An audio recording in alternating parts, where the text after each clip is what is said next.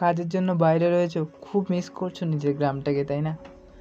জানি, তোমাদের জন্যই তো আমি গ্রামের প্রাকৃতিক সৌন্দর্যের ভিডিও নিয়ে আসি, সুন্দর সুন্দর ব্লগ বানাই। তো বন্ধুরা, আজকে আমি তোমাদের একটা সুন্দর প্রাকৃতিক সৌন্দর্যের ভিডিও দেখাবো।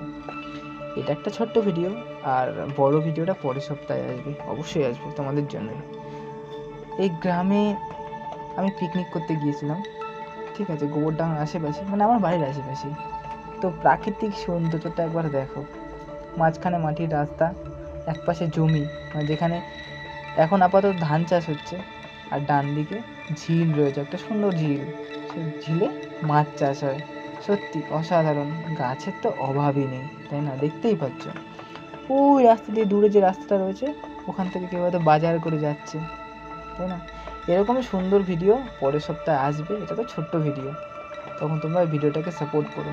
আর এই ভিডিওটা তোমাদের কেমন লেগেছে অবশ্যই কমেন্ট করে জানাবে।